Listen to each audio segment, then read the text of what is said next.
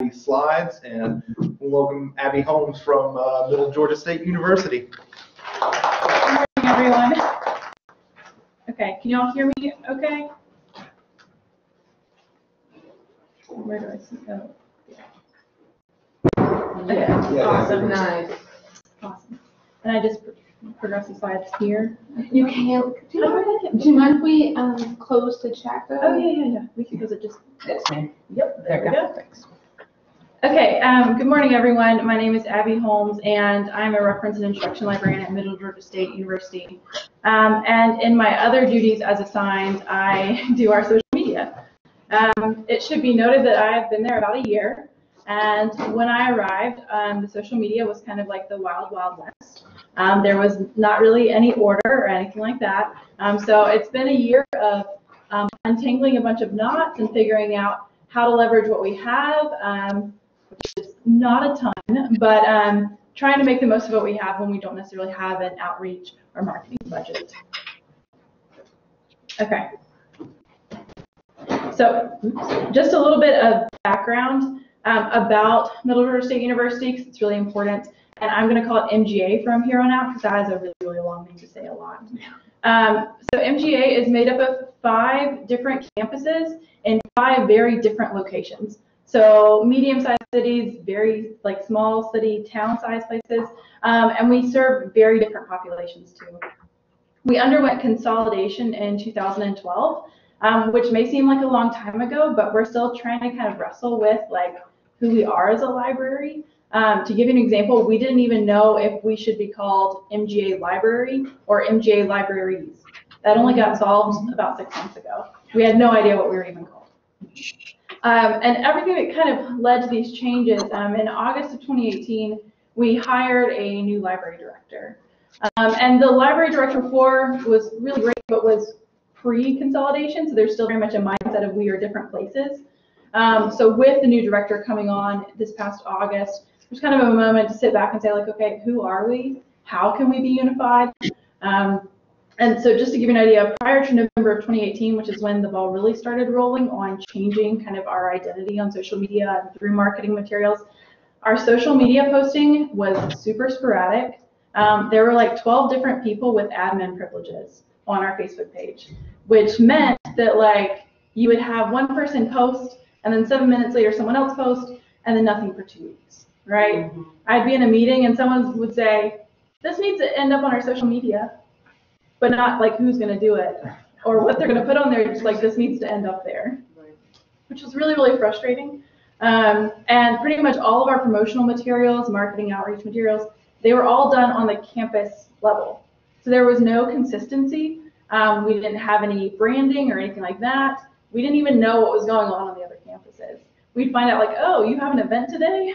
Do you want that on social media? So I refer to it as like it was the hot mess, essentially. And so a lot of what we've been doing is just trying to get that under control a little bit. So what I'm going to talk about today is very much like the practical steps that we've taken so far, and we're still in the middle of this process. So there's no like magical moment at the end where we're amazing all of a sudden. It's very much that we're in the middle of this and still implementing a bunch of stuff. Okay, so with the new director coming on board, we had a couple of conversations amongst a few of us of like, okay, what can we do? We were trying to find a way that we could unify ourselves and present kind of a unified persona, right, to our community. And we wanted to be really intentional and just kind of clear with that kind of social media and just in general, like branding of the university libraries. And we also wanted to see what was available to us because we're in the middle of a budget year, right? There is no line in the budget for marketing at all. So everything that we did had to be free, which is challenging. Okay, so step 1 was we needed to figure out who was going to be in charge of this and who was going to work together. So in November of this past year, the library director kind of approached a couple of people that were more creatively minded, I guess you could say, and asked us and said, hey, how would you feel about being on this marketing working group? And we said yes. The reason we are a marketing working group is that we report directly to the director. The way we're laid out with 5 different campuses, there are assistant directors on each campus. So it's going to get really messy if we're trying to do it through our original org chart, where basically everyone is on the marketing team then. So we're a working group and we only report to the director, which kind of frees us up to be creative and get things done fairly quickly. There are 6 of us on the marketing working group team. We represent 4 out of the 5 campuses. The reason the 5th campus doesn't have someone is there's not a full-time library staff member on that campus, therefore they're not represented on this team. But Ben is the librarian that actually goes out there to Eastman, so he knows that should he have any requests of us, he can make them. I'm not creatively minded. I think it's also really important. Our team is made up of 6, like I said, but 4 are librarians and 2 are library staff, which is really nice because one of the library staff members, she's in library school right now. The other one, he is not really from the library world. He just happens to work in interlibrary loan. And he kind of helps us kind of moderate the way we phrase things. Because we'll be in one of our meetings and we're like, yes, this is the best slogan ever. And then we're like, he's like, I have no idea what you're talking about. Students aren't going to know what you're talking about. So it's really nice. It kind of helps us think like the people that we're trying to reach, which I think is really important. One thing that's kind of a challenge for us is we are across 4 campuses. So how do we meet together and how do we kind of create that cohesive teamwork kind of setting? So the first thing is we use Teams through our Office 365 account. I don't know if y'all have access to Teams or have ever used it before, but if you have Office 365, it's super useful. Within Teams, you can create like different channels. So we have a marketing working group channel, and it allows us to have conversation threads. So it's like a chat room, but for the marketing working group. And other people can go in and post as well. So like if Ben needs something made for Eastman, he can go in and say like, hey, I need a flyer into the marketing working group channel. We see it and we go to work making it for him. There's also, you can upload files, all that kind of stuff. And that's also where we keep our marketing events calendar. It's basically like a spreadsheet. So people can go in there and see what's going on, what's coming up, that kind of stuff. We use Skype for Business quite a bit. Because we are on multiple campuses, we will go into like our library labs or into someone's offices and try to Skype just like 2 or 3 offices instead of 6 people all trying to get on the same Skype. But it's been really, really useful just to be able to have that face-to-face kind of conversation. And then I'm going to show you all this later. We use Canva to create a bunch of our marketing materials. One of the really nice things is in Canva, you can create a team and you can allow that team certain permissions. So that I can make a flyer, and then someone on the Cochrane campus can clone that flyer and then add in the Cochrane information instead of the Macon information. So it keeps it kind of all uniform, and you're not having every single campus trying to make materials, right? Saves a bunch of time. Okay, so step 2, super obvious, request library branding. We had no branding whatsoever. The only thing that we had access to was like the university logo, which was just like the little flame that said MGA underneath it, and that was it. Nothing that said library, anything like that, okay? So the first step was trying to figure out who at our organization we should ask for this, because there's gonna be someone who is in charge of this, especially in an academic setting. There is a department of marketing and communications, right? And at least in our setting, we can't make any changes, we can't make any logos without it getting approved by the provost. So we had to first figure out what those channels are that we needed to go through, and then, kind of make our request. So we set up a meeting with our marketing and communications department, and they sat in on our next marketing working group meeting. And what was really important is before we met with them, we had extensive meetings trying to figure out what we were going to ask for. We figured it was really, really important to have a unified request so that we're not like debating what we want in front of the marketing department, right? So we went ahead and we figured out what we wanted. Another thing that was really important is going ahead, we figured out like we have a motto now. So we went ahead and figured that out before we met with them, before we asked for anything. We wanted to have all of our stuff covered, right? So we met with them, and here on the screen you're going to see a couple of the things that they made for us. which is really nice. They made us some sub-brand logos, which is where you see library underneath Middle Georgia State University. And they also even made one specific to each campus library, which is really nice. They made us a seal, and we have the one in the bottom left in both white and purple, and it has our motto in there, ask, learn, succeed. And then they also went ahead and gave us that book with the flame logo, just to use as we see fit. And then they also made us one that I don't have on the slide. It's kind of a more youthful one. It's actually like a word cloud, but it's on a bookshelf. So the books on the bookshelf actually have like our words that we want associated with the library. So they were super helpful, and just because we asked, like, it didn't cost us anything, right? It just cost us taking the effort to ask for it, essentially.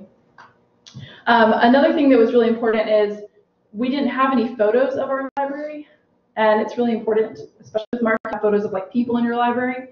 We had 2 photos of the external of the Macon campus library, and that was it. And we have 5 libraries, and yet we had 2 photos of outside, and that was it.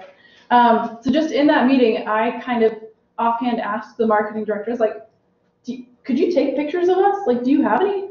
And within 2 hours of the meeting, I had a file of over a dozen photos that they just had. No one had asked for them. They were just there. So just taking the initiative and asking for what might already be there is one of the biggest steps. Okay, so we asked for our marketing materials in November, and it doesn't happen overnight. It's very much a process of they would send us a logo, and I think it's really important to remember that you know what you want, and you should stick to that. So the first logos they sent us were nothing like what we wanted, right? They looked kind of kiddie-ish, and like the font was all weird, and we knew what we wanted, so we just very, kindly but persistently asked for what we wanted. And eventually we got the seal that you saw a second ago. So while we're kind of going through that process of revising things and trying to get everything perfected, we didn't just kind of sit still and not do anything. We went ahead and cleaned up our existing accounts, and this was a big deal. It took me over a week to find all of our logins for all of our social media accounts. None of that information was posted anywhere. Some of our social media accounts we didn't know we had, right? Some of them were in certain librarians' like personal email as the login information, which is not great, especially because that specific librarian in question is retiring soon. So if we needed to get into that account and we didn't know it was her email, or we needed to recover a password, we couldn't, right? So it took us quite a while to try to clean things up. One thing that we did is we created just a Gmail account for our social media accounts, and that is the login for all of our social media accounts now. And it is easily accessible for all of those that need to access it, right? So we wanted to make sure that that login information was private yet accessible. And then we also set up a social media manager. So we use Hootsuite to manage our social media posts. It's made it a lot easier posting across multiple platforms, especially because it goes ahead and fixes like your photo sizes and everything so that it's optimized for that platform. And one of the other nice things about Hootsuite is it allows you to kind of plan for the future. So you schedule it way in advance, and it'll kind of show you on the calendar where you've scheduled everything. Hootsuite has a free version that if you're posting to 3 platforms or less, then it's free. And that's the one we use because we had 3 platforms, so that was perfect. But it's made it a lot easier to kind of be consistent across our social media platforms. Okay, so step 4 was we finally got those branding materials, and it felt like Christmas morning / your birthday all rolled into one. Because we had waited so long to have something that said MGA Library on it, right? It was very, very exciting. So what did we do with them? Well, first we went in and we standardized our profile photos across all of our social media platforms. Not just using that seal, but we wanted to make sure we were using the same color and everything so that it all looked the same. So on all of our social media, we use the purple version of our seal as the profile photo, and then for any cover photo or anything like that, we created a collage of those photos from marketing our students kind of in the libraries. We did this because we wanted to increase like brand recognition for that logo. So when students see it, they instantly know, oh, this is my library, right? This is where I go to find help and to find information. We also implemented a publicity checklist and you should have a handout of it on your table. I think it's also available online. And the reason we came up with this checklist is there were a lot of not great behaviors that were learned over years of not really having a structure, right? So we created this checklist, and we found it on the Facebook Library Marketing and Outreach group, which if you're not a part of, I would strongly encourage that you join that, because there are really great materials that get posted in there. It's a really great place to ask questions as well. But we made this checklist from one that we found in that Facebook group, and we edited the version. Their version was like 4 pages long. Ours is 1 page. And it's meant to be just kind of an internal guide. So any of our campus libraries, if they have an event or an announcement or news or anything like that, this is the checklist that should be used, right? And this is to try to rein in that random posting and things not looking kind of standardized across the board. Another thing that we did is we've been using our branding colors. So I don't know if your libraries have like a brand guideline PDF. We have one, it's like 50 pages long. And it's a good idea to stay brand compliant, especially if you're part of a larger network, right? So we actually use the Pantone colors that are our MGA colors. I have learned the HTML codes for them because it's really easy. Actually, this PowerPoint is one of our colors. So in Google Slides, I went in and put in our HTML code, and there it is, right? So this is our main MGA purple. And actually, the text is one of our gray colors as well. So you can go in and basically make any flyer, presentation, or anything brand compliant pretty easily. And one thing that we use is Canva, so we can use those HTML codes in Canva. I can make a flyer in like under 5 minutes. So if we're in crunch time, if I know the codes and I have the seal already uploaded, it's really easy for a flyer or a social media post or anything like that. One thing you want to do with Canva is you want to make sure that you have it set up correctly. I did not do this at first. I had been using Canva for myself and not for a team setting, so I didn't realize that I needed to make all the team members administrators, because at first they could view everything I made, but they could not post anything that they had made. So you want to make sure that you have all of the roles kind of delegated correctly. Okay, and then since we're kind of in the middle of this process, it's not just about kind of fixing our social media. We have been kind of brainstorming about the future. So now that we're using Hootsuite, we're starting to think about maybe weekly posting that we could do, what we want that to look like. So some of the ideas that we've had, we thought about doing Major Mondays and highlighting a different major, the jobs that majors from that department could have later on, different databases that those majors might find useful, maybe highlighting a major or a professor within that department. Tutorial Tuesdays.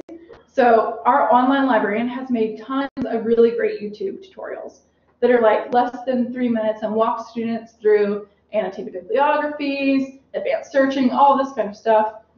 But they don't get used unless a professor drops it on their online class. They just don't get seen, right? People aren't surfing our YouTube channel for fun. So we are going to start doing Tutorial Tuesdays where we promo those tutorials on our social media, just trying to get students to kind of find that information that's already out there, right? We're also looking at Flashback Fridays. So we have a decent archives from both of our institutions, kind of pre-consolidation. And so we're thinking about to try to kind of come up with an institutional identity post-consolidation is actually going back in our archives and showing the different professors that are still there now and the buildings that are still there, just kind of showing our shared history in the Middle Georgia region. We are also talking about working with other campus groups. We worked with Student Life a little bit, but we're going to start working with a couple of other groups on campus so that when we post something on social media, they will kind of have a share and share alike agreement with us. Student Life has been really great about this. We kind of talked with them and they said, hey, if you've got an event, send us the promo information, the flyers and everything, and we'll post it to our own social media. So we kind of want to expand that network a little bit more into like the English department, history department, all the student groups, things like that. And one thing that we've learned is you want them to repost your material. You do not want them to share your material. For some reason, the way that the algorithm works it does not actually get to as many people if they're just sharing. I don't really know why, but the reach isn't as far if they're sharing. But if they actually go in and post it themselves, it reaches more of their followers. Okay. And then another idea that we had, this was actually one of the library staff members who's on the marketing working group suggested that we have librarian profiles. So we're going to take pictures of librarians or like librarians with their dogs or cats or whatever. And it's going to have information about like what is their favorite food or what's their favorite band or book or movie or something. And the reason we're doing that is a lot of students have pretty real anxiety about using the library. We have a bunch of non-traditional students that haven't been in a library in like 20 years and they're super nervous about it. So by posting those profiles and making the library seem a little bit more human and kind of putting a face to who can provide that service, it goes a long way in kind of alleviating that anxiety. So we're going to start doing that as well, and we're going to post those at the beginning of each semester. Okay, so these are a couple of the results that we had, and this kind of ties into what I'm going to talk about in a second about some best practices. So in the past, we had just posted stuff like, okay, Galileo's going down for the weekend, or here's our library hours, right, that kind of stuff.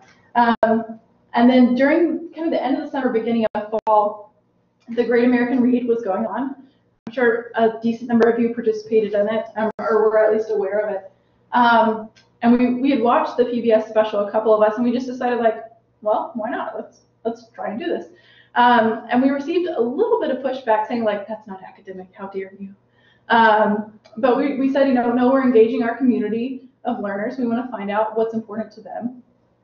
So for basically the entire Great American Read, we would post these kind of book picks twice a week. And we had faculty, staff, students all participate. We sent out a call for participation through email. We started with professors that we knew really well and staff members we knew, and then they started asking their friends, and it just kind of grew. It was really great. So in a 3-week period, I just kind of snipped some of our Facebook analytics there in the bottom left. But in a 3-week period, we would normally have a reach on our social media of maybe like around 3,000 for 3 weeks. Within a 3-week period of doing these posts, we had almost 12,000. And the thing that we learned is that people and pictures of people are magic. That if you can have a picture of a person, even if you're talking about like a research appointment service during finals, if you can have a person tied to that, it is way, way more successful. So that's one of the things that we learned. Another thing is we thought we would be kind of bothering the faculty, staff, and students, saying like, can you please send us photos of yourself? And they were actually thrilled to be involved.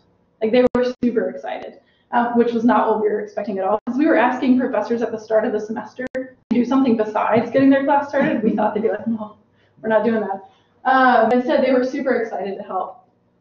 I've included a couple of pictures here.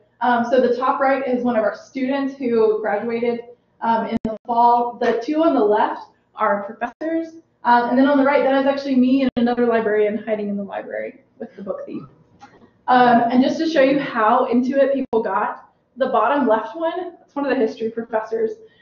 He sent me an email saying like, I promise I'm sending my photo. I just have to wait for the sky to be right. And I was like, like and he sends me this picture, and I open my email, and I see this picture, and I'm on my lunch break, and I like nearly spit out my drink because you can't really tell because the photo's small. He is holding the grapes of wrath, and he has the sky that is on the book perfectly mimicked in the sky behind him, and is dressed as the person on the cover. Like his outfit is dead on.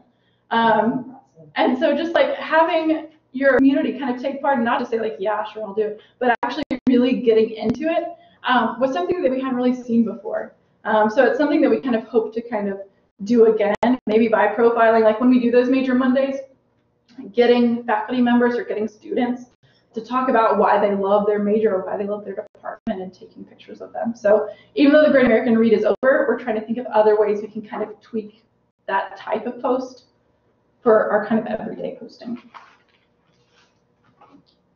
Okay, so that ties into some of the best practices for kind of library social media accounts. The first one, like I said, is pictures of people are magic. So involve community stakeholders, whether you're a public library, an academic library.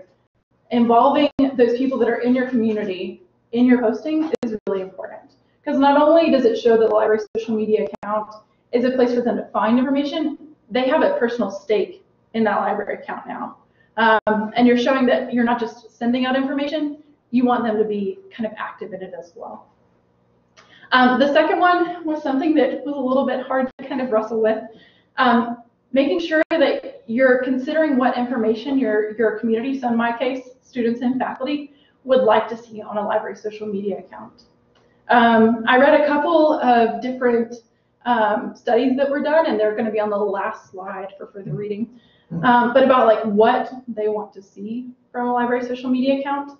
And the one thing that they did not want to see was like cool videos or cool websites or like library cool stuff. If that makes sense. So things that I would think are cool, not so much, right? Instead, they wanted to see stuff about programming. They wanted to see research tips. They wanted to see tutorial videos, things like that, which was kind of surprising that like students want to see practical things on social media. What is this? But that's what they expect from their library, because their library isn't the same as like their best friend, right? So you have to kind of keep in mind, like, I may think this is cool and want to post it, but maybe it's not right for the library's account. Maybe I should post it to like my personal account, right? So you have to kind of switch hats a little bit. And then you also need to create a clear and approachable social media presence. So using that social media manager like Hootsuite allows us to be consistent and kind of methodical in the way we're plotting out when we're posting and what we're posting to. And then also a lot of people, when we formed this group, they said like, oh, you're stifling creativity, only you 6 can make things. And my response was, sometimes structure and order is very important. It may seem like it's stifling, but it actually brought us together to be creative, right? And it kind of gave us a framework to operate within, and then also a really good kind of mechanism to get out what we've made and to spread it amongst all of our campuses. And the checklist also kind of helps bring a little bit of structure and order to it as well. One thing that we had problems with is we had way too many cooks in the kitchen before, right? And we weren't unified. We didn't have that kind of overarching theme for our libraries. Okay, so really quickly, what I wanted to do is I have created a Padlet. And what I want to do is, if you have a phone or tablet or laptop or anything like that, if you will go to the Padlet website, I want to find out what your libraries are doing with social media, how you use it, any issues you've had, any questions you have, anything like that. And I will leave this Padlet up for quite a while, so you can get back to this if you want to kind of remember what we talked about or have any questions after today. I'm going to leave that up for everyone to kind of see. So if you just go to padlet.com/Abbie_Holmes1 and then RAIG, it will take you there. And I'm going to let y'all post for a couple of minutes. And while y'all are doing that, I'm going to pull up Canva. And I'm going to show you how easy it is to be brand consistent with Canva.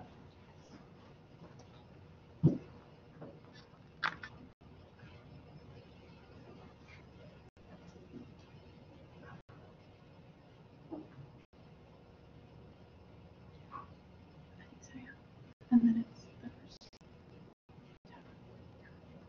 Yeah, and how you want it and everything. Okay, cool. Okay, so I'm just going to give like 5 to 5-ish minutes, we'll say, to post on there to see kind of how y'all are using social media. I'm going to show y'all how to use Canva really quickly.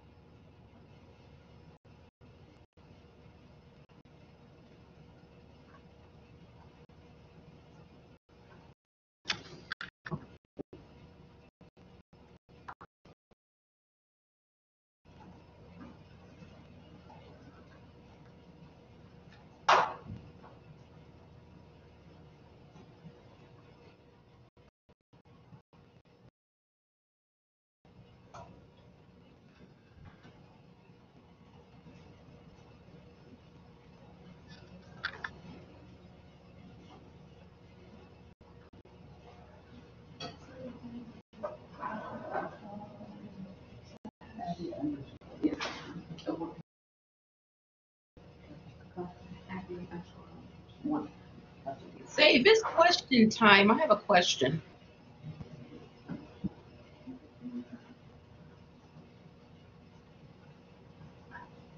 Hello?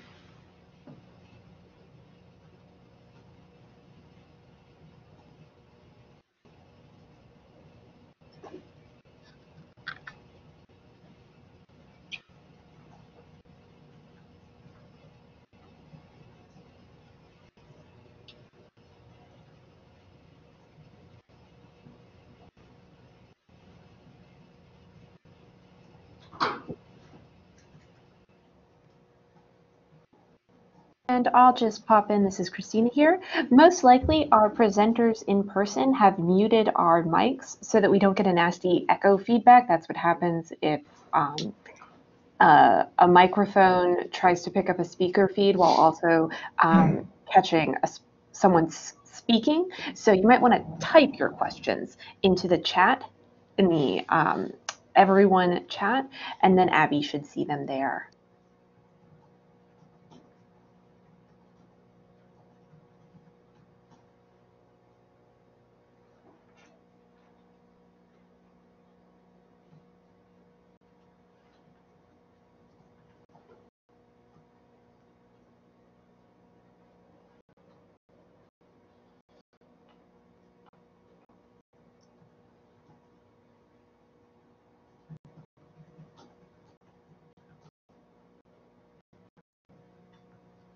Okay, so I've been looking at a couple of these postings on Padlet, and I already see some really great ideas that I will be using. Thank you very much. So one thing that I really loved in here that Valas was talking about is they have a student intern that is sometimes on their social media accounts, which I think is a really great idea. We have a dedicated marketing intern. Our College of Business has a 150-hour internship requirement. Okay. And I've gotten on board with that and grabbing marketing students. Yeah, that's a really great idea. So I will most likely be contacting our business department to see if they have anything like that. Another thing that I saw in here is someone was asking, can we think of any other national events that we could hook into besides like Great American Read, Banned Books Week? You could do, what is it, National Book Week? World Book. Yeah, that kind of stuff. National Library Week, yeah, all that kind of stuff. And staying kind of tuned into like the Facebook group, the Library Marketing and Outreach Facebook group, kind of lets you know when things like that are going on. So that's a good way to kind of stay involved and make sure that you're making the most of the different national events that are going on. I also like the Library Marketing and Outreach Facebook group because it's not like a posting happy kind of group. Like it's not like every 2 seconds someone posts. It's all like really useful and kind of thoughtful information. And I find a lot of really good stuff in there. Okay, so I'm going to leave this up so that we can all take a look at it later, maybe learn from it and kind of maybe glean some good practices. Really quickly, I'm going to go to Canva just to show you like how I have our team set up and how easy it is to make some really nice looking library promotion materials within like 5 minutes or less. You did have a question. Where is it? In the chat. It was, do you think Facebook is still a viable social media resource for reaching out to students? So I read, I've spent like the past like 3 months just like doing a really deep dive into libraries and social media accounts, trying to, because I don't really use that much social media in my personal life. So being told like, hey, you need to work on this in our library. So I've been doing a lot of reading, and what I found through a couple of studies is that even though a lot of people think that like Facebook is kind of outdated for students, they still have it, and for some reason like that's still one of the main places they want to get information from their library from. Like that's one of the platforms. One of the studies that I looked at was from Purdue, and they were looking at what platform students prefer and then what type of information they want from those platforms. And it's actually one of the studies that's on the last slide there. But one of the things they found is that Facebook and Twitter are the most popular for getting information for their library. It might not be their preferred social media platform in their like everyday lives, but if they're getting information from their library, that's where they want it from. Somebody also chimed in to say their Facebook wasn't a priority for a long time, and then students asked for them to use it more. Mm-hmm. We use it quite a bit, and we tie it into when we post, we do a lot of like linking to our catalog or linking to like our LibCal events page, so that it's really easy for students when they're scrolling through. They're like, oh, the library has a game day coming up, and they just click the link and they're registered. So it's pretty easy for them to use. We use non-social media publicity as well. So no, people were talking earlier about like bathroom newsletters. We have those. Ours is Game of Thrones-esque because we're the Knights, so it's the Knights Watch.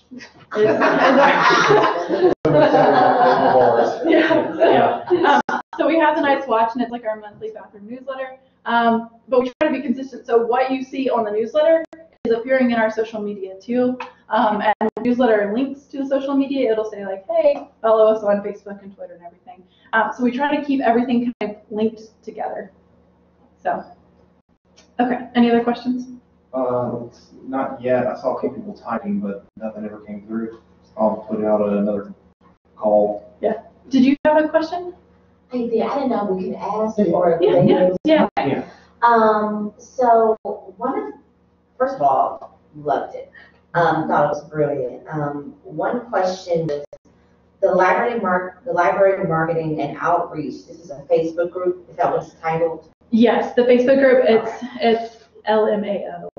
LMAO. Okay. Yes. I got. And it's one of the ones you have to like request to be like access, but they grant it. Yeah.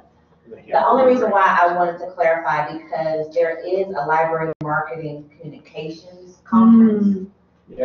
And they have a Facebook group Yeah. as well, and so I just wanted to do that. Yeah, this is library marketing and outreach. Okay.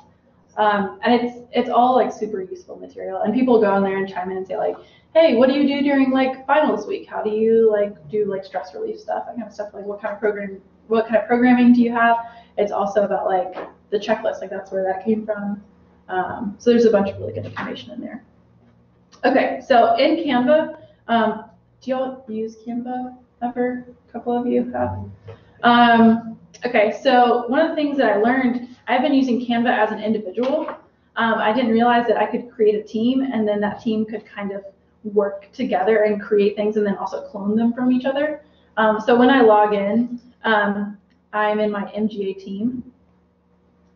And if I scroll down here, I see all of my designs, right? But I can also, there's a folder called MGA Signs and Marketing. So I don't have to share everything I make. So if I make something that's like super specific to like me or a class that I'm doing, I don't have to share that necessarily, unless I have to. I end up sharing a bunch of our marketing materials in here. And one of the nice things is anyone who is an administrator on the team can contribute to it, and then all someone has to do is make a copy of that post, right? And then they can edit it to add their information. I had to like really strongly get that point across that please don't edit before you like copy or clone it, because you're going to completely destroy what I did. So suddenly I'll go in to grab my flyer and it will have the wrong campus on it. So I just always tell people, please make a copy first, and then you can edit it however you need. But it's really, really easy to use. And if I go up, let's see, I'm going to go to my designs. So you can see all the ones that I've made in here, and this is one that I made just to show you if it will load.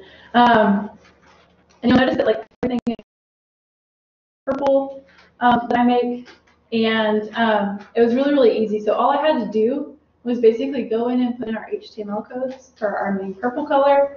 I could drop in our logo, and so I made this flyer in maybe less than 5 minutes. And this is actually a Facebook post. So if you're on your main Canva account and you want to make a design, they have a bunch of different kinds of standard sizes. So if you're making a Facebook post or a Twitter header or Instagram story, you just say I want to make an Instagram. it's already kind of customized to the size requirements for Instagram.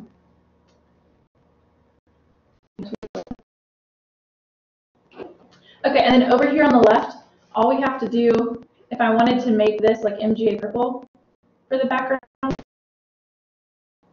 would just, where the color wheel is kind of up here, I click that, and then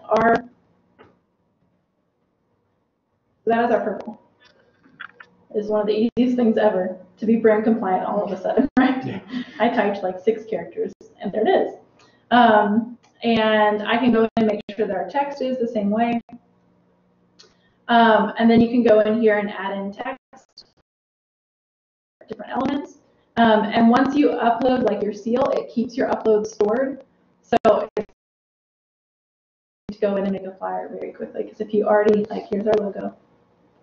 And if there's our logo, right? Move it around as much as I need. And then I can add text talking about like, oh, maybe we have this event that's going on. Here's our logo. There's information about the event, and it takes less than 5 minutes. And then all I have to do is download it. It's really, really easy to use. So pretty much all of our marketing materials come from Canva. This is the free version. There is a paid version, but I have never had to felt the need to upgrade, I guess is how I phrase it. I've been able to do everything within the free version. So it's, once again, fits into that no marketing budget thing. But it's really, really easy to use. Do we have any more questions? I don't see any in the, that we had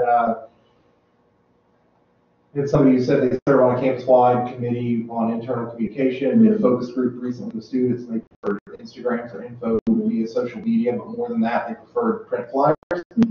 And then somebody else echoing the LMCC conference as being great. I have a question. What sort of assessment tools are we using for that? I guess we have the Facebook analytics. Yes. And just kind of anecdotal of students saying, hey, I saw this. Yeah, so mostly we use the individual analytics for like Facebook and Instagram. Hootsuite has analytics, but you have to pay for that version of Hootsuite to see the unified analytics. Right. I don't know if y'all use Hootsuite or something like it, but it's extremely easy to use and really nice. Does Hootsuite not come with analytics as part of the free tier? You have to pay for it. Yeah, that's what I was thinking. Yeah. I think everyone, there's no analytics, and you get up to 3 platforms. So that's how many we had, so perfect. Yeah. But mostly we use the analytics that are provided like by the individual platform. And then also we tend to ask like our student workers in the library, we ask them like, would this interest you? Like, is this programming useful to you? Or is this something you would attend? Like, would you want to see this in Facebook, or would you want to see this on Twitter? Do you even follow us? Like, we have really great student workers, at least on my campus, and they're open to like any question that we ask. Most valuable resource. Yes, yes. We had a low maintenance book club not long ago. We just started it, so we're like reading short stories, and we had a couple of students come, and one of our student workers was like, "That's not enough," and started like going and recruiting people. Like, no, you have to come to my event. So our student workers have really taken ownership of the library, which I think is really nice. So they're our best kind of advisors when it comes to this.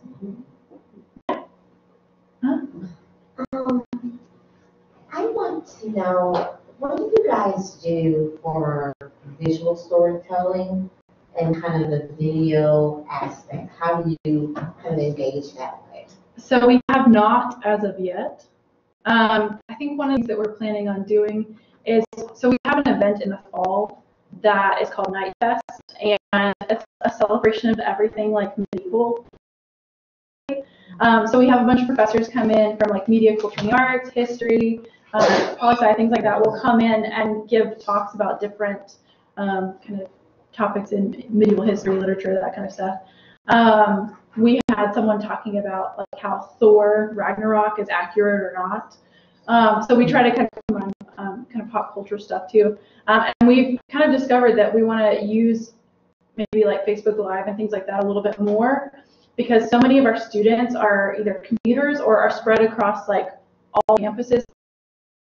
They attend classes on 2 of our campuses, and they might not be on that specific campus that one day. So we're thinking about using Facebook Live and stuff like that for these talks that we have during the fall. So that's going to be like our first kind of adventure into it. Yeah, awesome. Well, if y'all have any questions at all about social media and marketing, you can feel free to email me, and I will do my best. I'm in the midst of it, so I am no like genius at it, but I've had a decent amount of trial and error. So feel free to ask me if you have any questions later. Okay. And I will leave the Padlet up for y'all to view and comment on later. Awesome. Can you ask if anyone else online has any more questions? Anyone else online have questions? Is it over? Is it here? Here it is. There's a chat. You click stop sharing if you want. Yeah. There you go.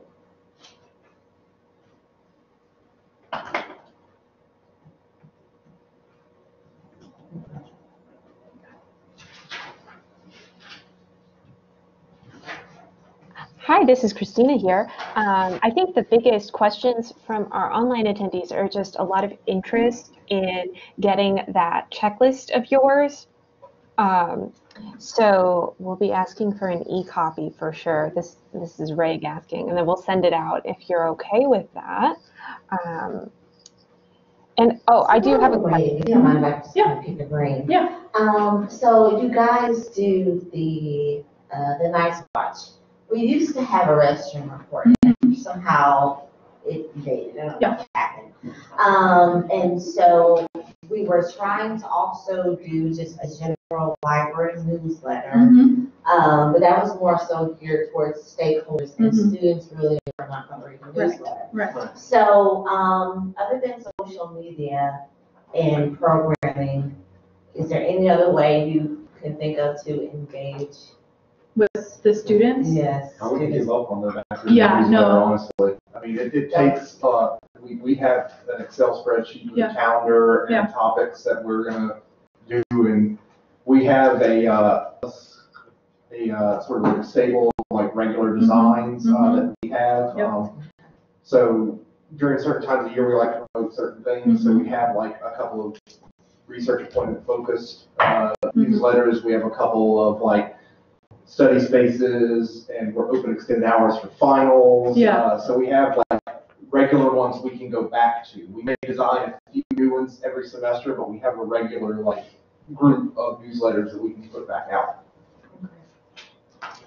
So that helps take a lot of the work off of it. And sort of, and the calendar gives everybody nice reminders, and we know when we have to put them out. Like when I get back on Monday, I've got to put out a fresh round of after newsletters. And you do it once a month, right? We do it every week.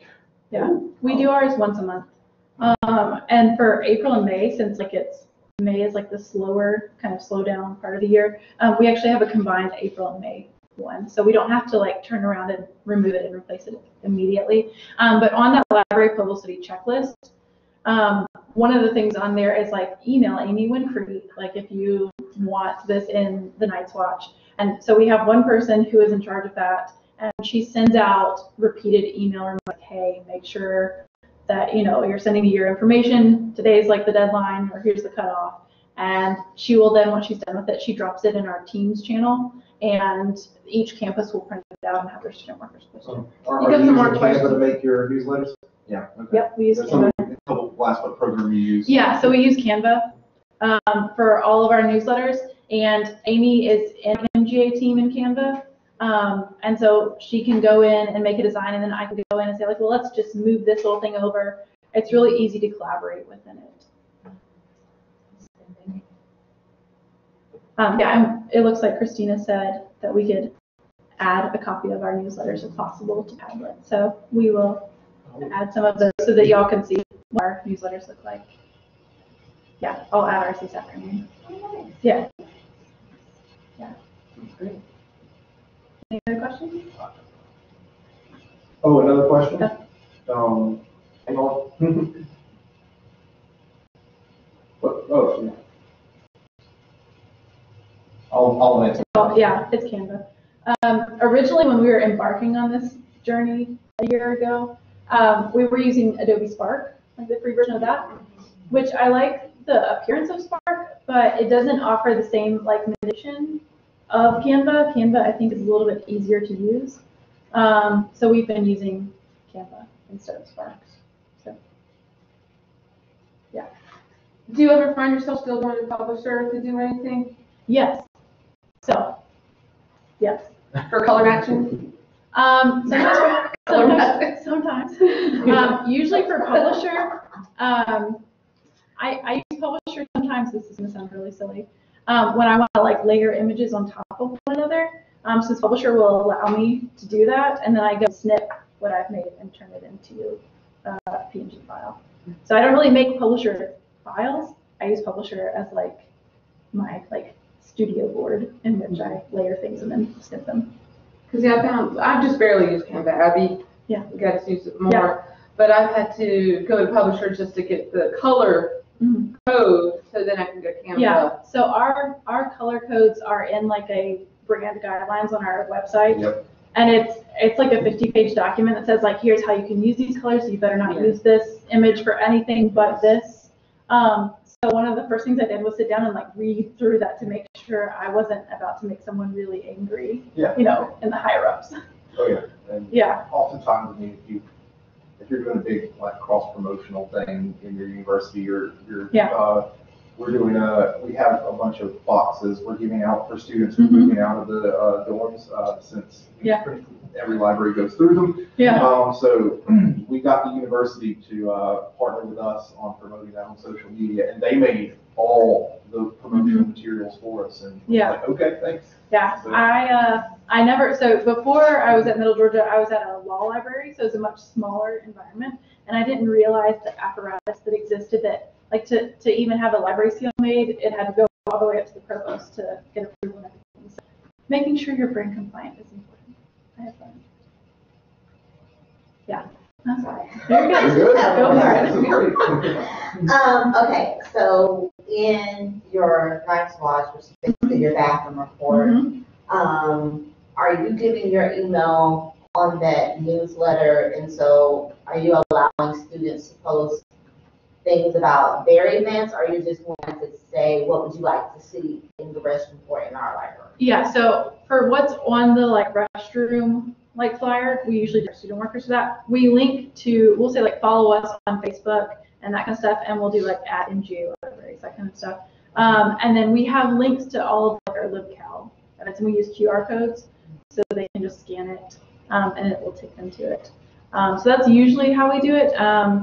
And then we'll also sometimes have like, if we had a thing about like research appointments around finals, so we put the link for LibCal like scheduling there, but we also will sometimes put like a librarian's personal email. If they are the one in charge of this like certain event, we'll put their email there as well. So you guys are putting a QR code on the bathroom report so that students can just scan it. Okay. Yeah, so we have like our like library survey for the year. This past like 3 weeks, months. Yeah. And so we have the QR code on there. So if they were going to fill out the survey, they would just scan the QR code. And it would work. Do you keep statistics? Do you have, what service do you use for QR codes, and do you keep stats on those? Or is it just like, I got one, that's good enough? Yeah. Okay. We have a Bitly account also free. And what we'll do is, if I do a bathroom QR code or something, I'll just like make a different version of the Bitly for that, and that's I track it through Bitly. Yeah. Okay. So you make a QR code and then use the link in the QR code as the custom Bitly I created, and that way the only thing I use that Bitly link for is that QR code. So I know that anytime we've used that link, is somebody who used the QR code on the bathroom. So. Yeah. Also, if your library does have a Facebook page and everything like that, you can go in and get your code for your Facebook page. So you can put that on the bathroom flyer. We also, whenever we have like events on campus, they have little tents of the QR code, little table tents. Yeah. And so we set all of those out and get everyone to scan them while they're at the event. And Facebook kind of auto-generates the. Yeah, you can go in, I think it's under like page settings. I'm pretty sure I just Googled like how to get the QR code for my Facebook page, and it walked me through all the steps because there are quite a few. But it will download it's like a dozen-page PDF file, and it's your QR code in a bunch of different shapes for you to use. Yeah, so some of them, they're like little heart ones you could put on like bulletin boards. There's like octagons and tents and everything. So.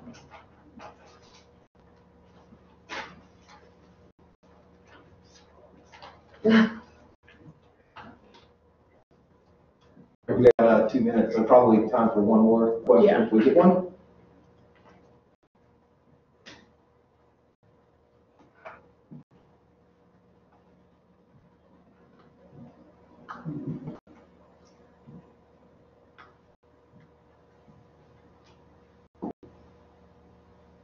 All right, with nobody typing and nobody raising hands in here, I guess we can just call it and say that we are done. So thank you so much, Abbie. That was